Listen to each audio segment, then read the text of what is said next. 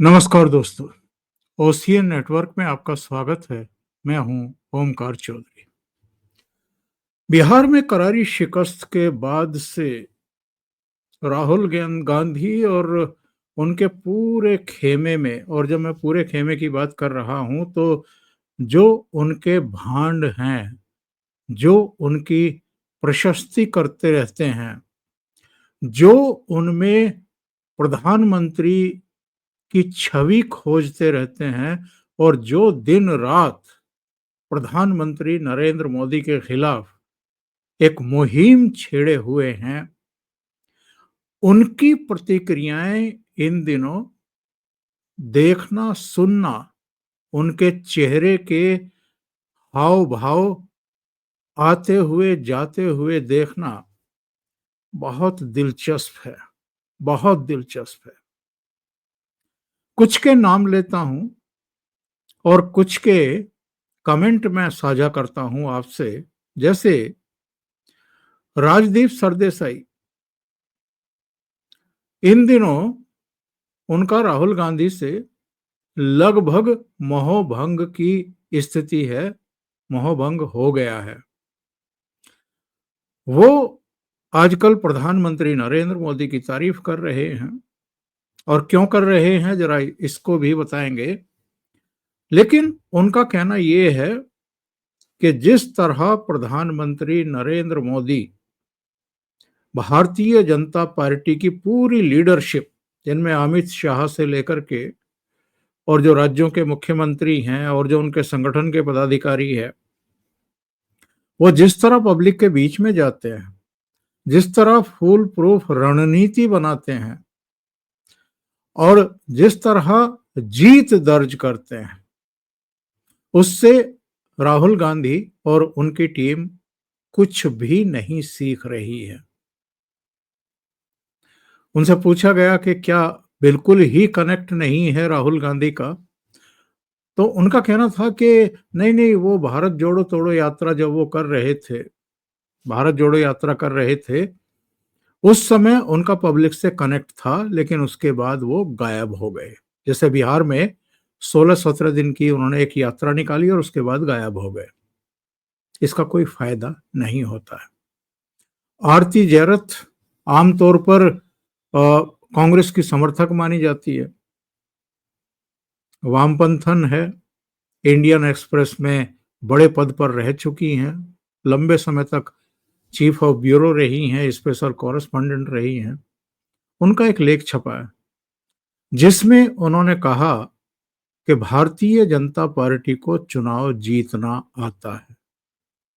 यानी indirect way में वो ये कह रही हैं कि कांग्रेस और वामपंथी या क्षेत्रीय दल भारतीय जनता पार्टी की जो रणनीति है, जिस तरीके से वो काम करते हैं और संकल्प को सिद्धि की तरफ ले जाते हैं, जो बाकी के दल हैं और कांग्रेस है, वो अब चुनाव जीतना और लड़ना ही भूल चुकी है। एक और नाम, अभय दुबे। ये भी वैसे तो वामपंथी हैं, लेकिन कांग्रेस की शान में, राहुल गांधी की शान में कसीदे पढ़ते रहे हैं। बिहार में जो परफॉर्मेंस रहा है और जो राहुल गांधी का तौर तरीका रहा है, जो नतीजे आए हैं, उनसे इनका इतना मोहभंग है कि पिछले दिनों एक कार्यक्रम में कह रहे थे, एक इंटरव्यू में कह रहे थे कि नरेंद्र मोदी को आज की तारीख में देश में अगर कोई चुनौती दे सकता है या टक्कर दे सकता है, तो वो सिर्फ और सिर्फ अरविंद केजरीवाल है। राहुल गांधी अब नरेंद्र मोदी से नहीं जीत सकते, उनको चुनौती नहीं दे सकते। आशुतोष के तो आपने सुर देखे होंगे, किस तरीके से बदले हुए हैं।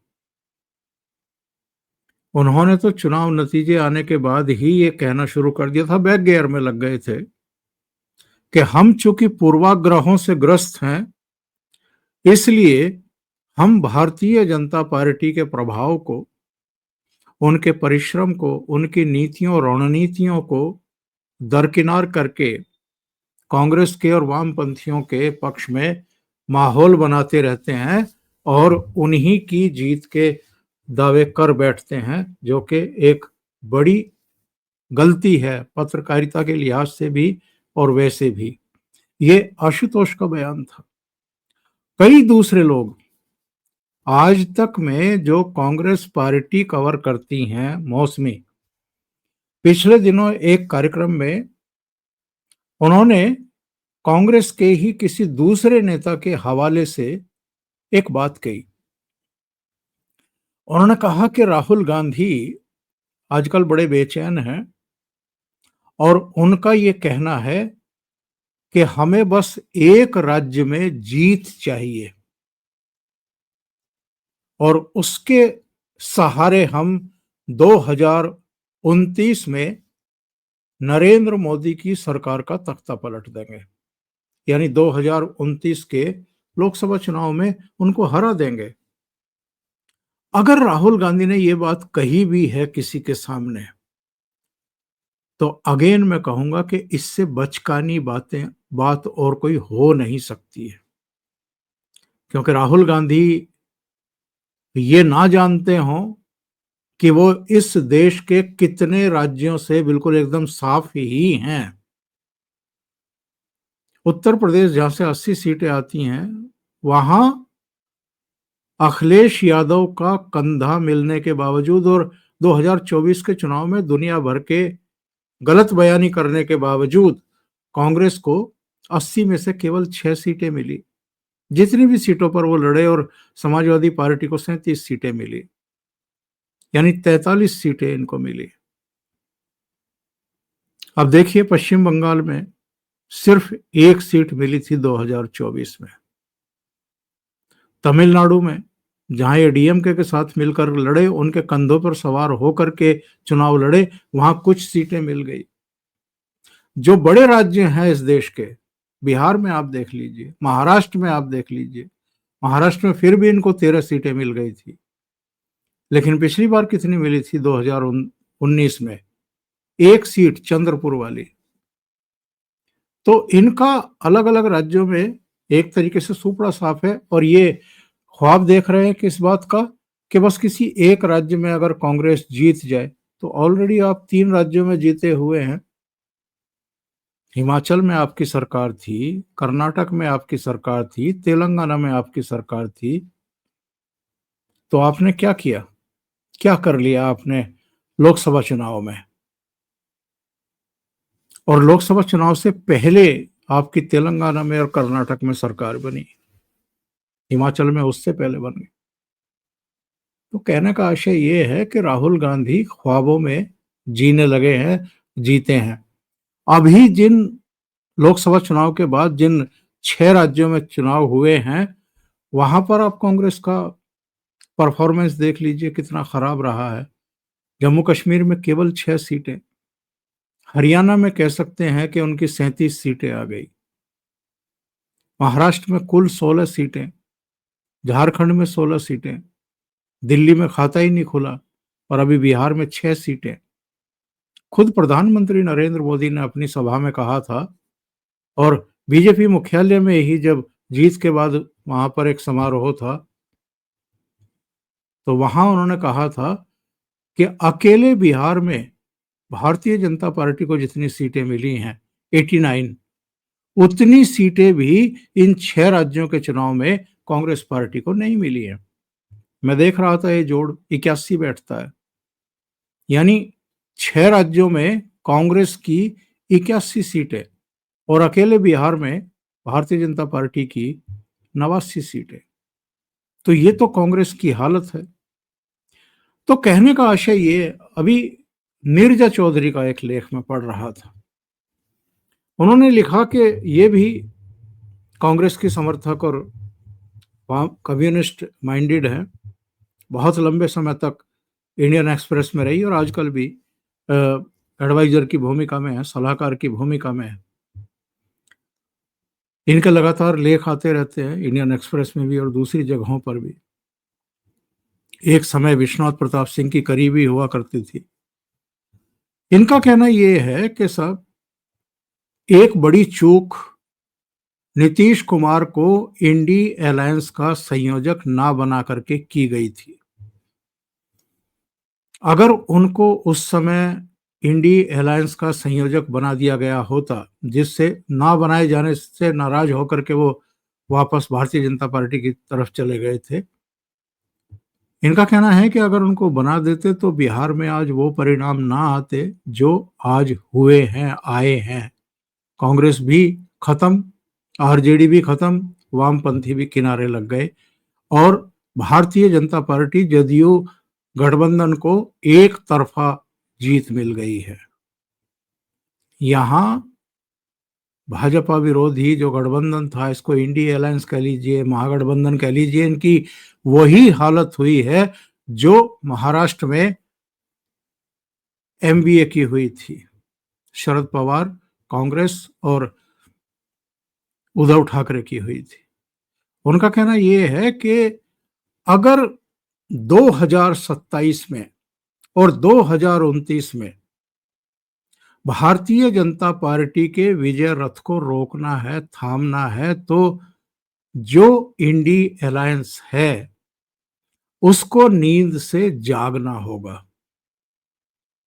और नीरजा का यह भी कहना है कि अभी ये मैसेज जा रहा है कि जुलाई 2023 में इंडिया अलायंस बना, लेकिन आज तक कोई कन्वीनर ना बना करके नॉन सीरियस तरीके से इसको गवर्न किया जा रहा है, चलाया जा रहा है। कोई सचिवालय नहीं है, कोई कन्वीनर नहीं है। सोनिया गांधी, मल्लिकार्जुन खड़गे और राहुल गांधी जैसे चाहते हैं वैसे चला रहे हैं। बीच में भी सवाल उठे थे कि ममता बनर्जी को क्यों नहीं बना दिया जाता, लेकिन उसको फिर उस पर रेत मिट्टी डाल दिया गया।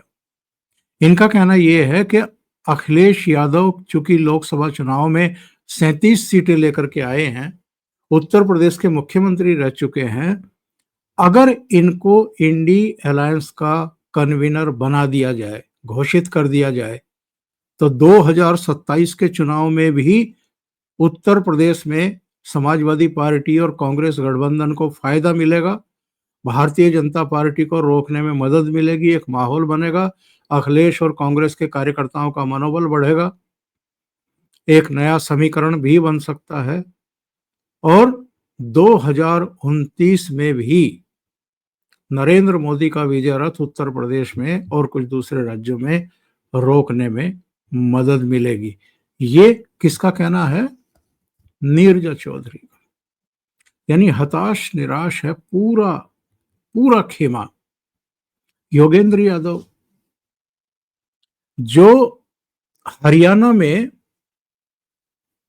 आंधी, सुनामी और पता नहीं क्या क्या बता रहे थे कांग्रेस की, और जब परिणाम आया और तीसरी बार भी भारतीय जनता पार्टी की सरकार बन गई, तो सबसे ज्यादा अगर कोई राहुल गांधी और कांग्रेस के नेतृत्व की निगाहों से गिरा तो वो योगेंद्र यादव, क्योंकि योगेंद्र यादव ने तो बड़ा गुब्बारा फुला रखा था कांग्रेस का कि कांग्रेस तो आनी ही आनी है, और अकेले योगेंद्र यादव ने फुलाया हो ये गुब्बारा ऐसा भी नहीं है, कई थे। बल्कि कांग्रेस के इनके राहुल गांधी के करीबी लोग दावे कर रहे थे कि इस बार तो हम आ ही रहे हैं। जिस तरीके से राहुल गांधी और उनकी बहन जी वहां पर रोड शो कर रहे थे, जिस तरह दीपेंद्र हुड्डा विनेश फोगाट को एयरपोर्ट से लेकर के उनके गांव तक गए थे जब वो पेरिस से लौटी थी ओलंपिक से, मेडल नहीं जीत पाई, लेकिन इस तरह स्वागत किया गया उनका कि जैसे गोल्ड मेडल जीत करके आए। 3 ओलंपिक खेली, एक भी मेडल नहीं। और बाद में खापों ने एक पंचायत करके नांदल भवन में उनको गोल्ड मेडल दे दिया अपनी तरफ से कि खाप पंचायतों का गोल्ड मेडल। बाद में वो एमएलए भी बन गई, कांग्रेस ने टिकट भी दे दिया। बजरंग पूनिया को भी कोई एक संगठन में पदाधिकारी बना दिया गया। कहने का आशय ये है कि कांग्रेस ने जितने नॉन सीरियस तरीके से हरियाणा का चुनाव लड़ा और केवल जाटों के बल पर उन्होंने विजय हासिल करने की कोशिश की, भूपेंद्र सिंह हुड्डा और उनके बेटे को आगे करके, वो उनकी बहुत बड़ी भूल साबित हुई। और कांग्रेस बुरी तरह हार गई वहां पर। तीसरी बार भी सरकार नहीं बना पाई। तीसरी बार भारतीय जनता पार्टी सरकार बनाने में कामयाब हो गई। वो योगेंद्र यादव जो उसके बाद से कांग्रेस में और राहुल गांधी की सलाहकार मंडली से अलग कर दिए गए, दूर कर दिए गए, वो पिछले दिनों एक इंटरव्यू में ये कह रहे थे बिहार नतीजों के बाद कि साहब राहुल गांधी ने जो वो जनेऊ पहना था और अपने को दत्तात्रेय ब्राह्मण बताया था, वो उनकी नौटंकी थी। और मुझे आज तक समझ में नहीं आया कि राहुल गांधी ने वो नौटंकी क्यों की थी। और रणदीप सुरजेवाला को रात में 11 बजे प्रेस कॉन्फ्रेंस करके उस समय ये क्यों बताना पड़ा था मीडिया को और देश को कि राहुल गांधी तो दत्तात्रेय ब्राह्मण है। वो पिछले गुजरात विधानसभा चुनाव की बात है, जब ये 2 दर्जन से ज्यादा मंदिरों के चक्कर काट रहे थे वहां पर। उनको लग रहा था कि सॉफ्ट हिंदुत्व का मैसेज देकर के शायद बीजेपी को वो हरा सकते हैं, लेकिन बहुत बुरी हार कांग्रेस को मिली थी उस समय। वाकई इस तरह के पाखंड आप रातों रात धोती और कुर्ता और इस तरीके से जनेऊ वनेऊ डाल करके अगर इस तरह से लोगों की आंखों में धूल झोंकने की कोशिश करें तो कोई पसंद नहीं करता। तो मेरा कहने का मतलब ये है कि बिहार की हार के बाद इनका पूरा खेमा बुरी तरह हिला हुआ है। खुद राहुल गांधी को सूझ नहीं रहा है कि अपने कैडर को, अपने पार्टी कार्यकर्ताओं को और नेताओं को किस तरह विश्वास दिलाए या उनका भरोसा जीतें। पब्लिक का तो छोड़ ही दीजिए, पब्लिक ने तो विश्वास करना बंद ही कर दिया है, लेकिन संगठन के भीतर भी।